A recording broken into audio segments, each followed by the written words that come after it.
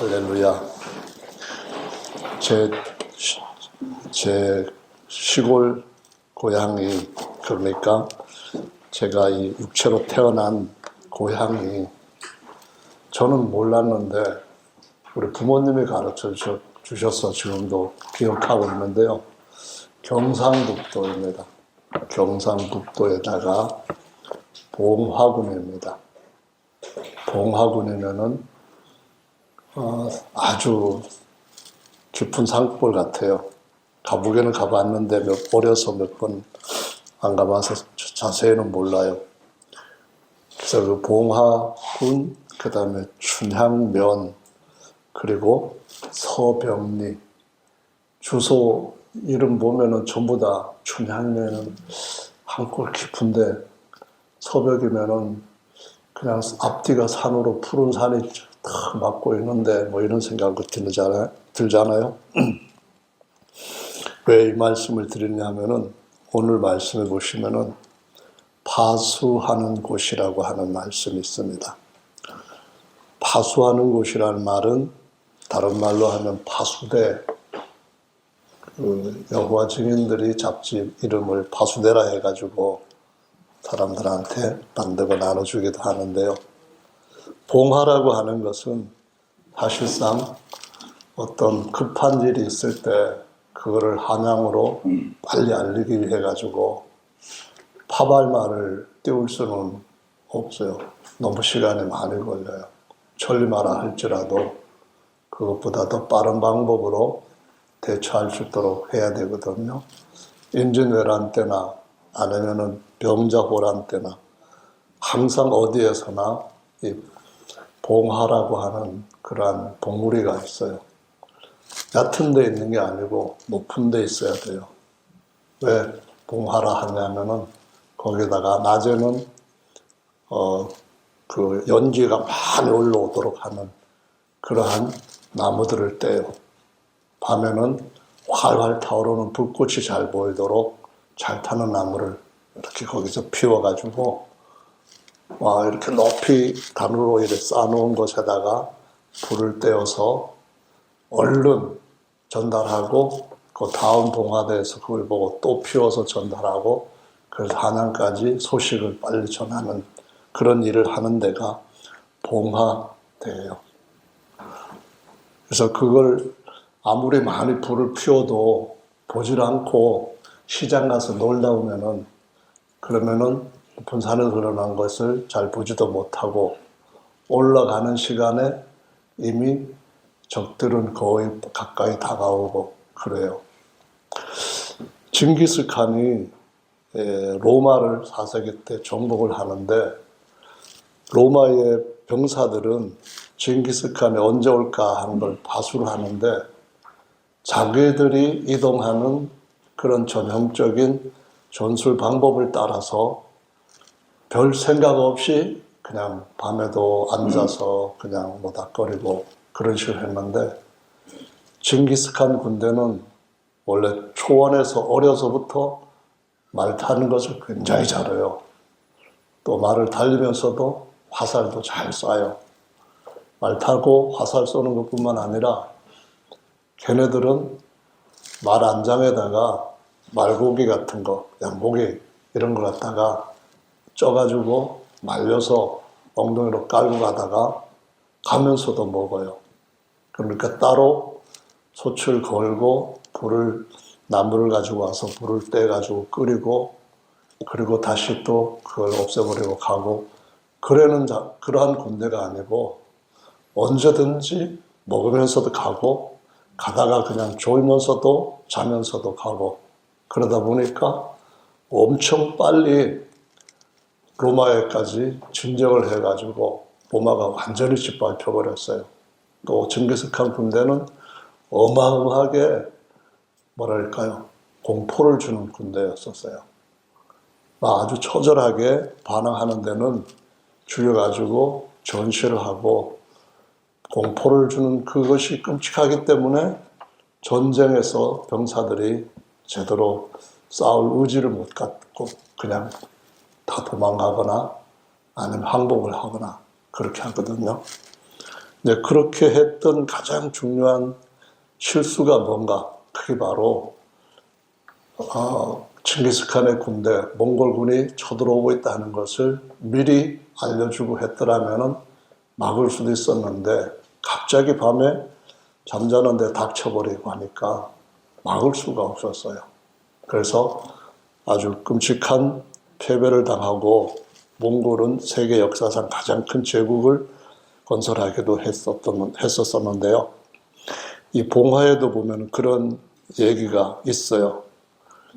봉화에 대한 중국에 기록된 것에 보면은 주나라 때에 사람들을 어떤 사람 대상으로 해서 웃게 하기 위해 가지고 일부러 봉화불을 피우고 그러다가 그것 때문에 주나라가 멸망하는데 일조했다고 하는 그런 기사도 있을 정도로 잘하고 못하고 하는 것이 파수꾼이 정말 전쟁에는 아주 특출한 전투력을 갖고 있지 않다 할지라도 깨어서 탐지하고 그것을 보고해서 다음 지역으로 전파하는 것을 제대로 못하면은 그러면은 아무리 강한 군대라도 무너질 수밖에 없다라는 것을 보여주고 있거든요.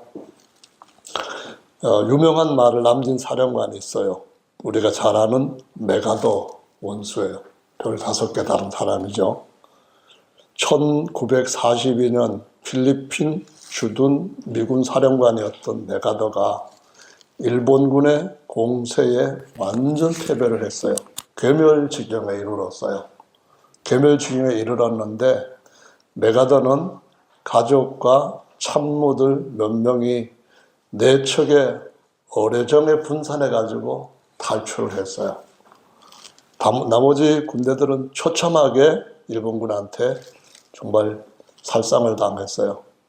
그래서 그 다음에 절치부심해가지고 3년 후에 필리핀 루선 공략에 성공을 해요. 근데 이미 이전 전투에서 완전히 괴멸당한 그런 사람들은 돌아오질 않죠. 그들이 피 흘리고 목숨을 잃어버린 것이 이 전투에 영향을 끼친 게 딱 하나 있어요. 그게 뭐냐면은 죽은 사람들이 말한 건 아닌데 메가더가 그것을 교훈으로 삼아가지고 사람들한테 병사들한테 한 말이 있어요. 그게 뭐냐면은 전투에 진 병사는 용서받을 수 있지만 경계 근무에 실패한 병사는 용서를 못 받는다. 그래가지고 철저하게 보초 서는 거, 경계 근무 서는 거, 그거만큼은 자기 시간에 철두철미하게 했어요. 그래서 전투에서 이기고 그 말이 전장에서 지금까지 계속 내려오는 말이거든요. 한국도 예전에 초계정이라는 말이 바다를 그런 걸 경계 근무를 서는 그런 배인데 이걸 제대로 못하면은 아무리 좋은 무기를 갖고 있어도 져요. 요즘 중동에서 일어나고 있는 전쟁에서 비대칭이라고 하는 전력 차이가 크게 나는데도 불구하고 아주 강하게 이길 수 있는 그러한 군대인데도 불구하고 이기지 못하는 상황으로 역전될 수도 있는 게 있어요. 그게 뭐냐면은 돈을 많이 들이든 적게 들였든 상관없이 상대방의 레이더를 깨뜨려 버리면은 그러면은 눈을 잃어버린 것과 마찬가지가 돼요. 귀를 잃어버린 것과 마찬가지 돼요. 아무리 전투력이 좋아도 장림무사가 되면은 사실상 전투에서 어디에서 얼마나 얻어맞을지도 모르는 상황에서 백발백중 다 죽어요. 그러니까 경계 근무를 한다고 하는 것은 한 단체, 한 전투 대대의 눈과 같은 거예요. 귀와 같은 거죠. 근데 이런 것을 하나님은 성경에서 성도들의 무리 가운데다가 비유로 가르치고 있는 것을 볼 수가 있습니다. 저 여러분들이 뭐라고 성경에서 우리의 신분을 부각시키는가 보니까 파수꾼이래요. 파수꾼이 군에서 말하면 경계병, 보초병이거든요. 보초병을 잘 세워놔야 그냥 자기 근무 시간에 철모 벗어가지고 바닥에 깔고 앉아서 충 붙잡고 잠자고 하는 그러질 않고 후방 같은 거는 큰 문제가 안 돼요. 그러나 후방이라 할지라도 뒤에서 적이 공격해 올 때면은 그러면은 완전히 뒤통수 맞고 큰 부대가 전부 전몰할 수도 있는 그러한 아주 위험성을 여전히 갖고 있다는 것은 전쟁에서 이거는 지휘관이든 병사든 간에 다 숙지하고 그 부분에 있어서만큼은 실패해서는 안 되는 맡겨진 임무라는 겁니다. 그래서 주님께서 우리한테 여러 가지 직무를 주셨는데 그 중에서 딱 한 가지 오늘 말씀드리고 싶은 것은 하나님께서 우리를 파수하는 곳에 세우신 파수꾼이다라는 말씀을 하시고 있다는 겁니다. 경계 근무를 잘 서야 된다는 건데요. 경계 근무를 잘 서야 되는 파수꾼이 해야 될 세 가지를 말씀을 드리려고 해요. 그 중에서 첫 번째가 뭐냐 하면은 오늘 본 말씀에서 파수꾼은 먼저 세상의 군대와 다르게 세상의 군대는 뒤에서 얼마만큼 후원군을 보내는지 얼마만큼 장비를 좋은 걸 보내는지 뭐 그런 것 같은 걸 알아보고 이거를 어디다 보내서 어디다 잘 쓰게 하도록 빨리빨리 상황 같은 걸 갖다가 알려주고 또 지휘관들이 그런 전략을 전술을 세울 수 있도록 해야 되는 거잖아요. 근데 하나님의 군대에 있어서 파수꾼이 제일 먼저 어떤 역할을 하는 것이냐 하면은 하나님의 얼굴 계획을 살피는 거예요. 하나님의 손이 들렸는가? 하나님의 얼굴이 밝게 웃으시는가? 이걸 볼 수 있는 그러한 영적인 눈을 갖고 영적인 귀를 갖고 하나님의 뜻을 알아야 되는 거예요. 봉화를 올릴 때에 낮에는 밤에는 불이 잘 타야만 멀리서도 볼 수가 있어요. 낮에는 구름 같은 것들이 쫙 올라가도록 그냥 잘 타는 솔가지 같은 거 피워갖고는 전달이 안 돼요. 그때는 구름이 막 올라가도록 하는 거예요. 시커멓거나 하얗게 나는 구름이 올라가는 거예요. 그런 것은 이스라엘 백성들이 약속의 땅까지 가는 동안에 하나님께서 먼데 진영에 있는 백성들도 다 볼 수 있게 하셨던 방법이 여기에서도 똑같이 사용되는 거예요. 하나님께서는 낮에는 높이 떠올라 있는 구름기둥을 보게 하셔요.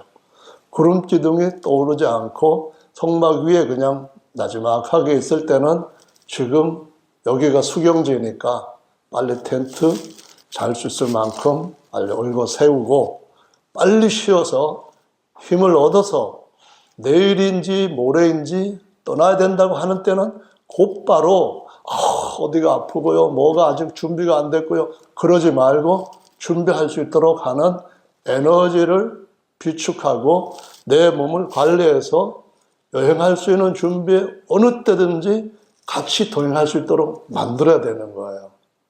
근데 밤에는 불기둥으로 그렇게 하고 낮에는 구름기둥으로 그렇게 함으로써 그걸 보고 이스라엘 백성들이 진행하는 거예요. 어디가 텐트를 쳐야 될 수경지인지를 알고 그 구름을 보고 그 자리에서부터 사방에 12지파가 막 각자 땅을 고르고 돌멩이를 빨리 치우고 수경지를 만드는 거예요. 수경지를 만드는데 4-5시간 걸려도 안 될 만큼 텐트 치는데 엉정거리면은 그럼 쉴 수가 없어요. 사람이란 것이 쉬어야 할 때는 쉬어야 되는 거잖아요. 먹어야 할 때는 먹어야 되잖아요. 그러니까 먹을 수 있는 준비, 쉴 수 있는 준비, 얼른 할 수 있도록 하기 위해서는 빨리 하나님의 뜻이 전파가 돼야 되고 정확하게 전파가 돼야 되는 거예요. 그러니까 구약에서는 구름기둥과 불기둥으로 인도하셨던 하나님이 오늘날에도 우리가 어딘가 가고 있잖아요. 우리가 가야 할 목적지가 분명히 있잖아요. 아무데나 가서는 안 되잖아요. 하나님이 인도에 가시는 길이 있고 우리의 삶 가운데서 영적으로 선택해야 할 양자택이라든지 삼자택이라든지 한 길만이 우리한테 선택해야 될 가장 선한 길일 수가 있잖아요. 그래서 그런 길을 알 수 있기 위해서는 어떻게 해야 돼요? 우리도 똑같이 구름기둥과 불기둥이 어떤 것인가 하는 것을 하나님 앞에 파수꾼으로서 하나님의 뜻을 찾아내는 것이 정말 중요하다고 말씀을 합니다.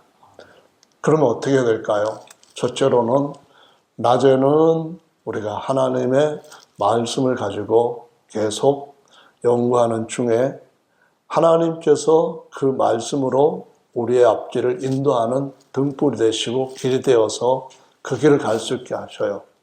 하나님 앞에 기도할 때에 하나님의 성령이 우리 마음속에 분명히 말씀하신다고 하셨기 때문에 그분이 함께 하시면서 내가 내 음성을 듣고 따르는 양떼들을 안전하게 인도해 갈 것이고, 그리고 원수의 목전에서도 상을 베풀 것이고, 그리고 사망의 음침한 골짜기를 행할지라도 해를 받지 않도록 지킬 것이고, 그 모든 과정에서 상 주시는 이심임을 믿어야 된다고 말씀하시면서 지금도 인도에 가시잖아요.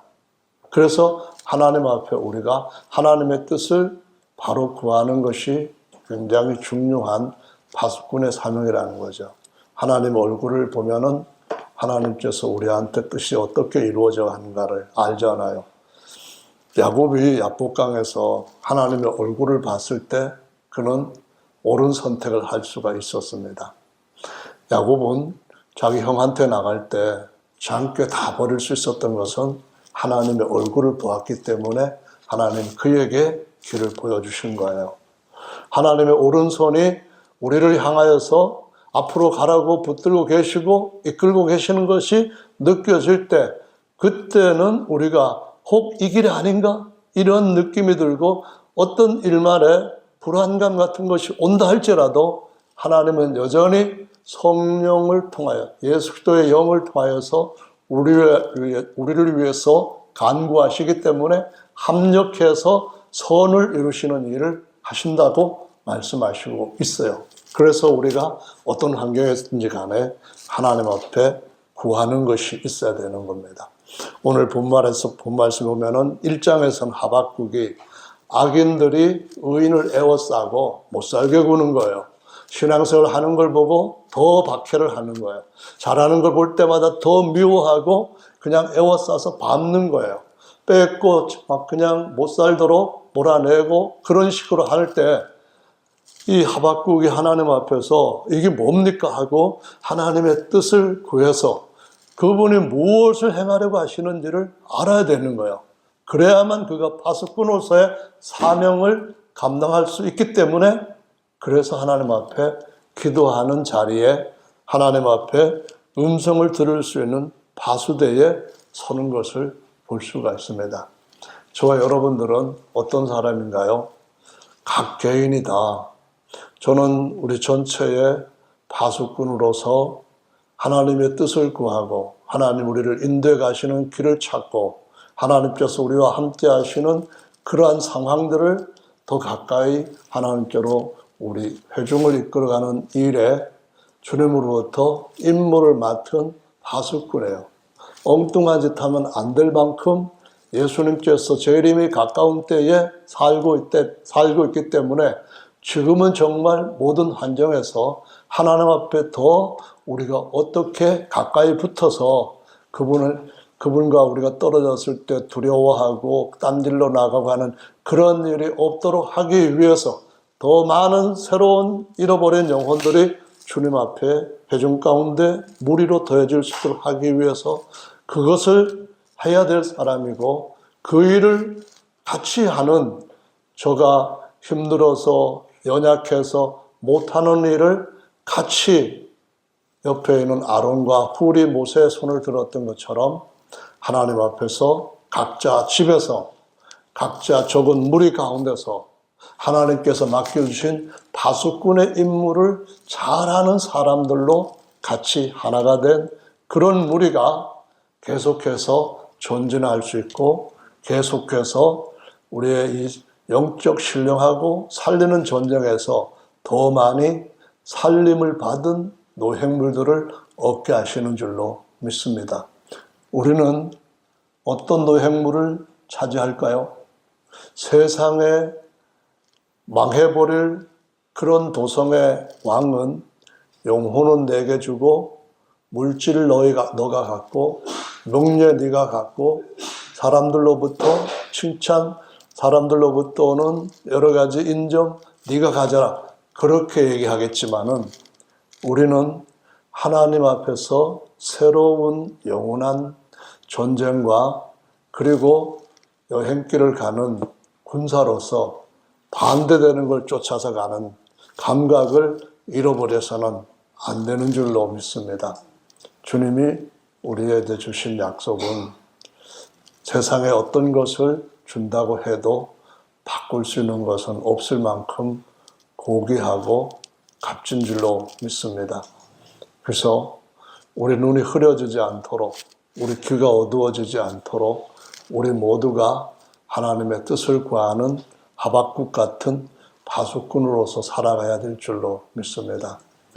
그러면 언제 눈이 흐려질까요? 언제 귀가 점점 어두워질까요? 우리가 졸며 잘새가 되면은 잘 보던 눈도 못 보게 됩니다. 잘 듣던 귀도 듣지 못하게 됩니다. 그래서 다 졸며 잘새에서 깨워도 정신 못 차리고 깨웠을 때에 기름들이 다 떨어져가는 상황에서 깨어나면은 그때는 기회를 영영 놓친 상태로 문이 안 열리는 그 앞에 이르게 될 줄로 알아야만 됩니다. 그래서 우리 모두는 깨워야 될 그럴 때에 살고 있고 하나님께서 우리를 어떻게 하시기를 원하시는지 우리 마음속에 소통이 되는 같이 연락되는 상황 속에서 매일매일을 살아가야 되는 줄로 믿습니다. 하나님은 안녕하시지만 우리는 하나님 앞에 안녕한지 물어봐야 되겠습니다. 아멘.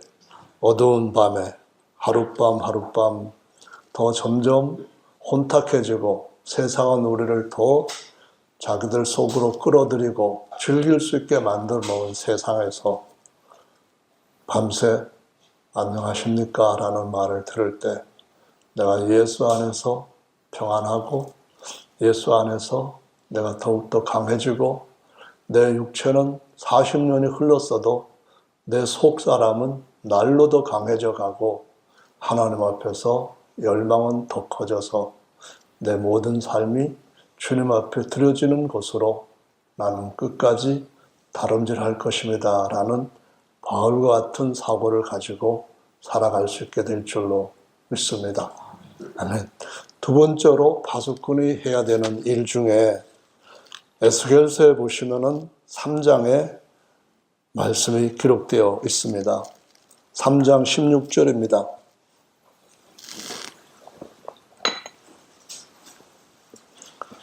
3장 16절부터 21절 말씀까지 찾아서 읽어보겠습니다. 찾으셨으면 읽습니다. 16절 시작. 7일 후에 야훼의 말씀이 내게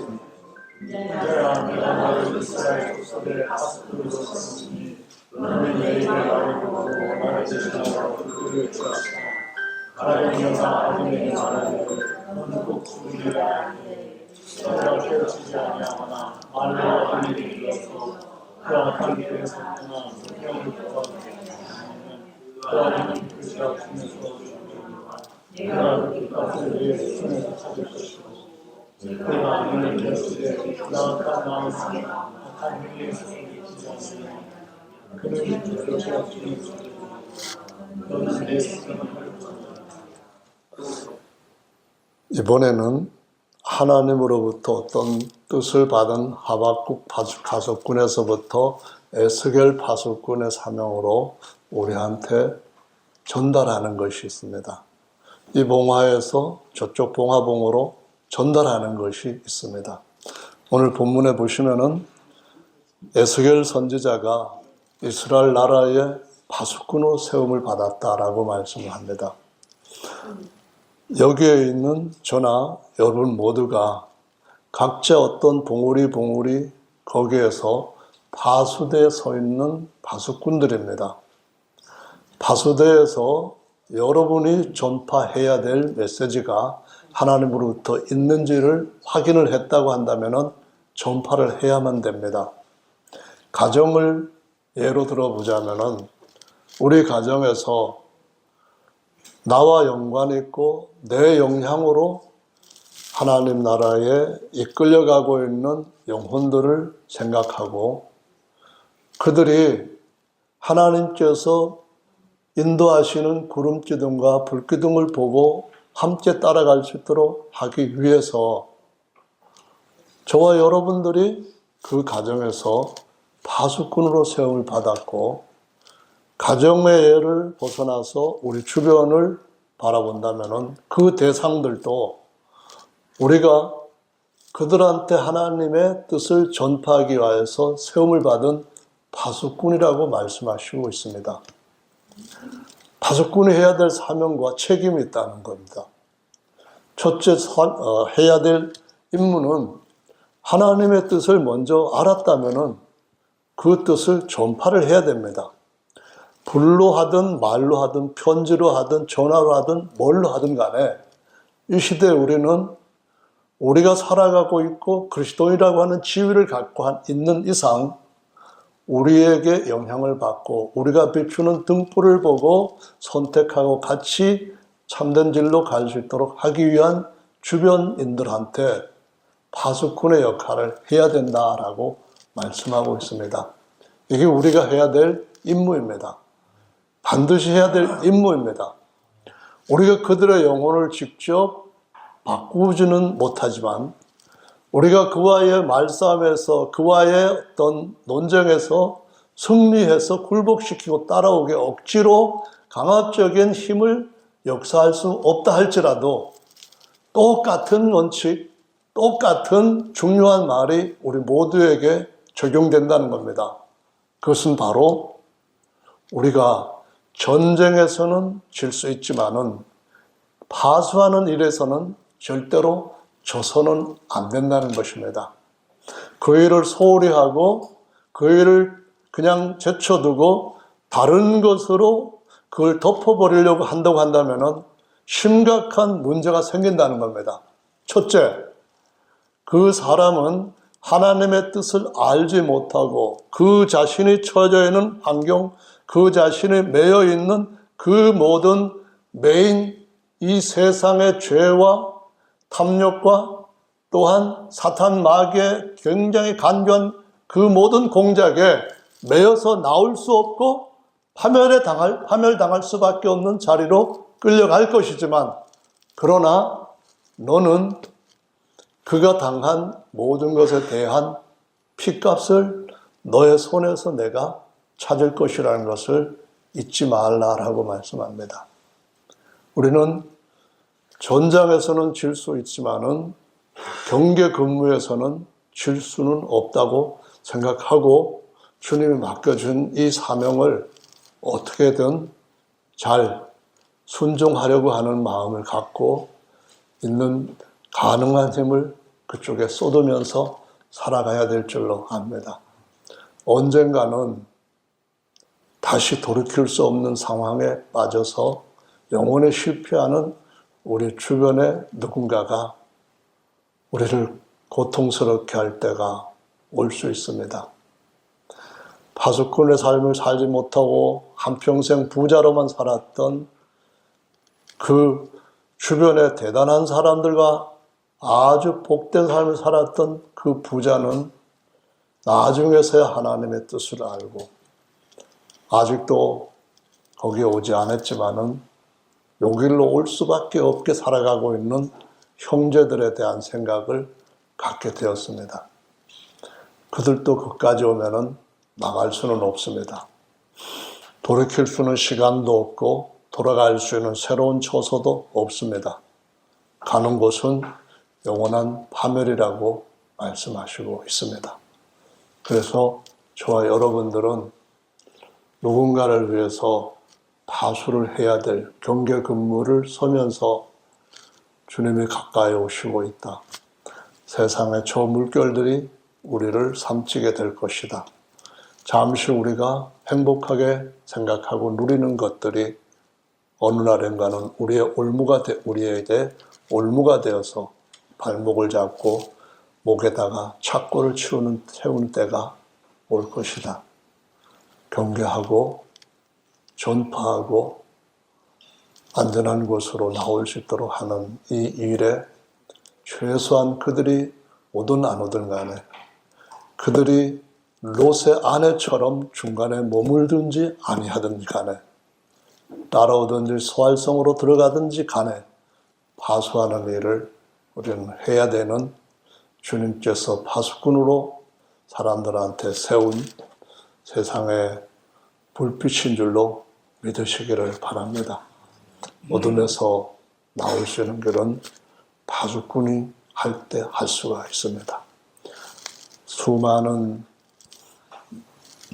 역경들이 있고 마치 인생살이가 깜깜하게 큰 바람 일어나는 항해와 같은 그런 것이라 할지라도 어디에선가 등대불이 비추면은 그들한테는 많은 도움이 된 것 같이 영적인 모든 사람들의 항해에서도 우리가 봉합불을 올릴 수 있는 빛을 비출 수 있는 그런 삶을 놓치는 일이 없도록 이것이 파수꾼에게 주께서 요구하시는 삶이 되는 줄로 믿습니다. 세 번째로 마지막은 이사야 말씀입니다. 62장 말씀입니다. 6절 말씀을 같이 7절까지 읽어보겠습니다. 6절로 7절입니다. 6절로 7절 이사야 62장입니다. 시작. 예루살렘이여 내가 너희 성벽 위에 파수꾼을 세우고 그들로 종일 종야에 잠잠치 않게 하였느니라. 너희 야훼로 기억하시게 하는 자들아 너희는 쉬지 말며 또 야훼께서 예루살렘을 세워 세상에서 찬송을 받게 하시기까지 그로 쉬지 못하시게 하라. 또 하나의 파수꾼이 해야 될 일을 누구나 다 할 수 있는 일입니다. 이거는 정말로 존귀한 자에게 맡긴 겁니다. 이 파수꾼의 사명에서 가장 존귀하다고 할 수 있는 것은 하나님께서 이스라엘 백성들한테 세 가지의 나무를 가지고 교훈하신 것과 연결시킬 수가 있습니다. 성경에 보면은 열매 맺는 나무도 있고 가시나무도 있습니다. 우리 입술에서 악한 물이 나올 수도 있고 살리는 물이 나올 수도 있습니다. 우리 입에서 다른 사람들도 듣고 행복해할 수 있는 말이 나올 수도 있고 다른 사람들을 무시하고 자기는 잘하고 있다고 하는 그런 식의 것으로 불쾌한 말이 나올 수도 있고 들었을 때 분노하는 말이 나올 수도 있습니다. 그런데 하나님이 우리한테 주신 최고의 하나님이 주신 특혜, 이것은 바로 제사장들에게 주신 것으로서 하나님을 찬양할 수 있고 하나님 앞에 기도할 수 있고 하나님이 주신 그 이름의 특권을 선포하며 사용할 수도 있다고 하는 것이거든요. 그 나무가 바로 무슨 나무냐 하면은 포도나무입니다. 포도나무는 하나님과 우리의 영이 요한복음 15장에 기록된 말씀처럼 하나로 연합되어서 제사장으로 섬길 수 있는 자리를 주는 겁니다. 포도나무는 바로 멜기세덱이라고 하는 지극히 높은 하나님의 제사장이 그때 당시에 가장 뛰어난 하나님의 제사장 사람으로서 믿음의 조상 아브라함을 세우는 데에 하나님께서 주신 선물로 그에게 떡과 포도주를 주었던 그 제사장직을 감당하는 것입니다. 포도나무는 우리가 살과 피를 예수님께로부터 나온 그 참포도 나무에서 먹을 때 그것은 다른 말이 아니라 우리의 영이 성령으로 거듭나서 하나님의 영과 하나로 한 새 사람이 될 때 우리는 멜기세덱의 반차를 쫓는 대제사장을 따르는 반열의 제사장들로서 우리 자신을, 우리 혼과 육체를 하나님 앞에 산 제물로 드리는 그 삶을 살게 하는 것입니다. 그것은 바로 우리가 예수님의 살과 피를 여전히 그분이 차려놓으신 영원히 썩지 않는 떡을 여전히 먹는 것이고 요한복음 6장에 나와 있는 것처럼 내 살과 내 피를 먹고 마시는 자는 마지막 날에 나처럼 영원히 영광스럽게 살리라고 하는 약속에 참여할 수 있는 것입니다. 그래서 하나님 앞에 우리가 제사장으로 사는 데 있어서 가장 중요한 것은 제사장이야말로 세상 왕들이 할 수 없는 엄청난 특권을 받은 것이 있는데 그것은 바로 입술의 열매로 하나님 앞에 찬양의 제사를 드리고 향을 피우는 것인 줄로 믿으시기 바랍니다. 기도할 수 있는 이 일이야말로 파수대에서 우리가 해야 될 가장 중요한 일인데 이 일을 왜 하죠? 이 일을 하면 무슨 유익이 있는 거죠? 이 일에 대한 약속이 뭐고 결과가 어떻게 된다는 거죠? 너는 내게 구하라.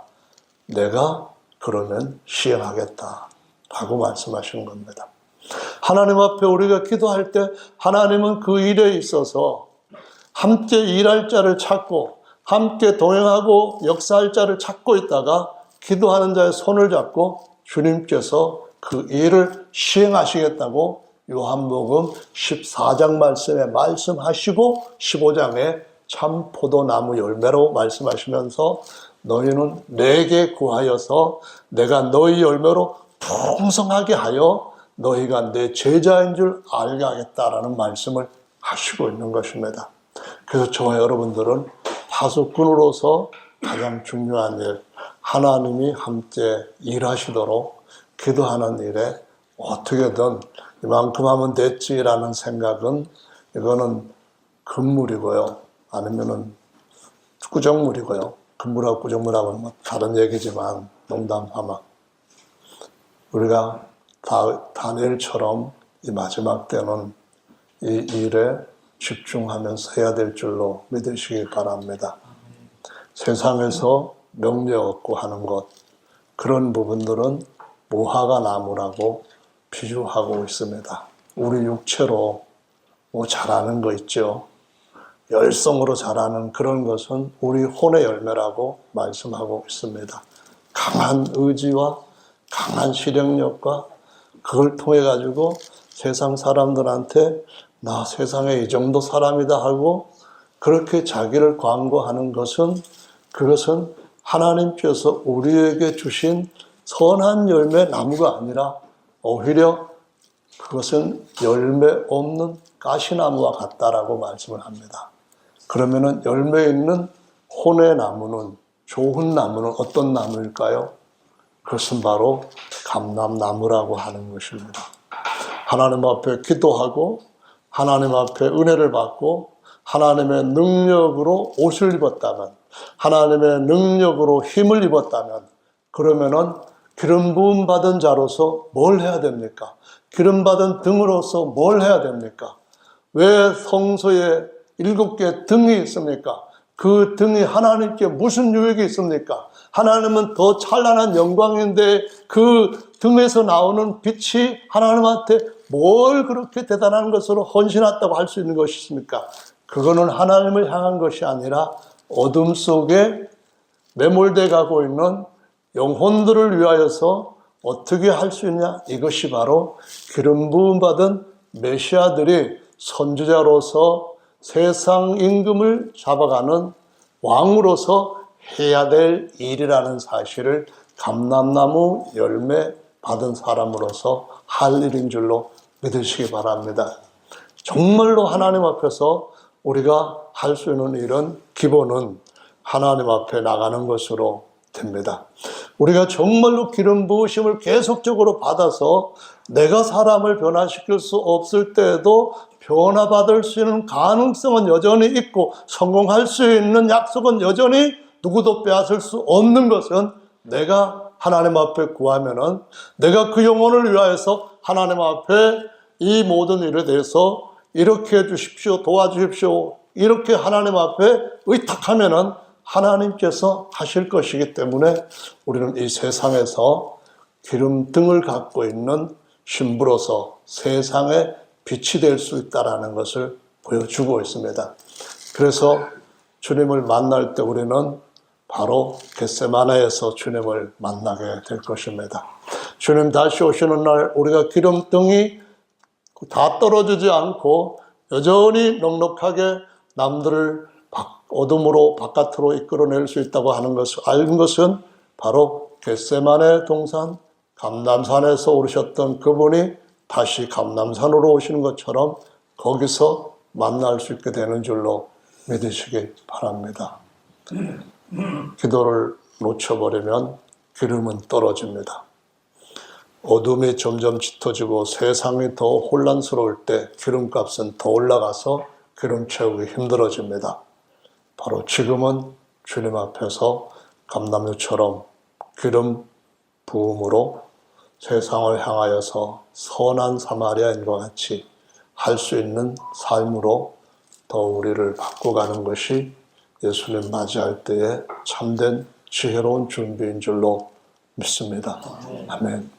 무화과 나무 겉만 번들어 했습니다. 육신적으로만 예배드리러 나왔어도 그런 거고 봉사일을 해도 그냥 육신적으로 해서 사람들한테 정말 그리스도인으로서 내가 죽고 그리스도께서 사신다고 하는 그 기본이 우리에게서부터 점차 사라지게 될 때, 퇴색이 되고 그런 모형들이 찌그러져 갈 때 우리는 주님 앞에서 우리 자신을 다시 한번 돌이켜야 됩니다. 영원토록 열매를 맺지 못할 것이라고 저주했던 그 무화과 나무, 그 무화과 나무에 따라서 주 70년에 이스라엘 나라가 완전히 세상으로 로마에게 짓밟혀버리고 흩어졌던 그 시기.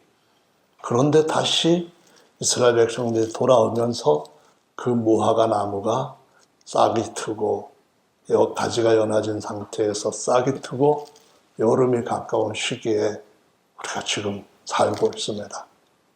그리고 그 주 70년에 예루살렘 성전 멸망과 예루살렘 성 전체와 모든 백성들이 죽게 될 그런 일을 이 세대가 다 감당할 것이라 했는데 무화과나무가 싹이 난 이 시기에 거기에서 또 한 번 말씀하시기를 이 세대가 다 가기 전에 다니엘서 12장에 기록된 모든 말씀이 이룰 것이다 라고 말씀하셨습니다. 이 세대가 가기 전에 주 70년의 사건들이 일어났고 이 세대가 가기 전에 다시 주님께서 돌아오시는 일도 일어날 것이라고 말씀하시고 있습니다. 그래서 우리가 뭘 해야 될까요? 하나님의 교회로 하여금 세상에서 교회 외에는 참 소망이 없다고 영광을 받으시도록 주님 앞에 기도해야 되는 이사야 62장의 파수꾼의 사명을 잘 감당할 수 있는 우리 모두가 되기를 간절히 바랍니다. 파수꾼이 영광스러운 자들입니다. 정말로 귀한 자들입니다. 어쩌면은 장수보다도 더 파수꾼이 중요한 사명자일 수도 있습니다. 그것은 바로 기도나 해 그 말이 아니라 기도해 주시고 기도해 주셨기 때문에 여기까지 왔고 앞으로 기도해 주실 것이 또한 더 큰 예수님 침례교회의 부흥과 이 교회의 영향력을 바다를 건너게 할 줄로 믿습니다. 산을 넘게 할 줄로 믿습니다. 파수꾼 여러분의 전폭적인 하나님을 향한 그러한 떨치고 일어섬이 있으시기를 예수님의 이름으로 축원합니다. 다 같이 기도하는 시간 갖겠습니다.